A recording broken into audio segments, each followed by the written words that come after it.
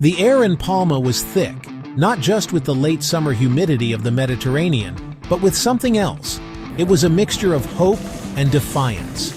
The Estadi Mallorca Son Moll was a sea of red and black, a cauldron of noise that pulsed with a single unified heartbeat. This was more than just a football match, it was a statement. Barcelona arrived under a heavy cloak of expectation. The weight of their history, the demand for perfection, followed them everywhere. But the crowd didn't care for their reputation. They jeered every touch, roared at every misplaced pass. Suddenly, against the run of play, the stadium erupted. Vedat Muriqi, Mallorca's talismanic striker, met it with a powerful diving header. The net bulged. Players in red and black were buried under a pile of celebrating teammates. In the stands, strangers hugged, and tears of disbelief streamed down faces.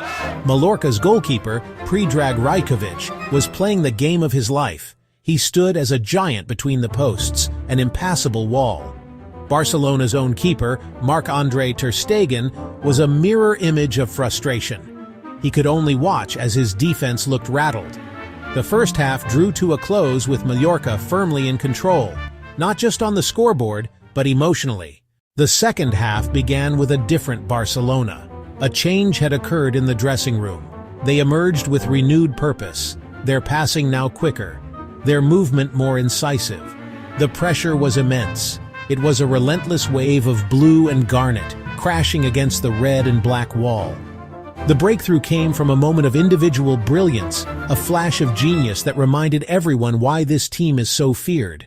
The shot was instantaneous, a curling effort that bent around the despairing dive of the goalkeeper and nestled into the far corner.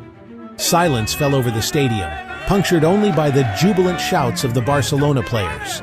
The equalizer had arrived. As the clock ticked past the 80th minute, the tension was almost unbearable. Every touch of the ball felt monumental. A towering header seemed destined for the net, but somehow, impossibly, Rajkovic's fingertips just managed to divert the ball onto the crossbar. Spurred on by the near miss, Mallorca launched a desperate counterattack. Their striker, running on pure adrenaline, chased it down, but his tired legs betrayed him, and his shot flew agonizingly wide. The collective groan from the crowd was a sound of pure heartbreak. The final whistle blew. The Mallorca players collapsed to the turf. Their fans rose to their feet, not in anger but in applause. For Barcelona, it was a point gained, but it felt like two dropped. In the end, a draw felt like a strange sort of victory for one side and a frustrating setback for the other. For Mallorca, this single point will feel like three. They proved that with belief, organization, and passionate backing, they can compete with anyone. For Barcelona, this result will be seen as a stumble. The questions will begin.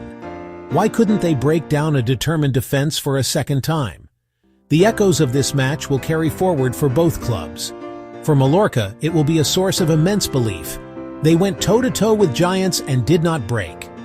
Ultimately, football is about these moments. The collective gasp of a crowd, the roar of a goal, the shared heartbreak of a near miss. On this warm evening in Mallorca, the real story was one of heart versus history, of an island that roared and a giant that was forced to listen.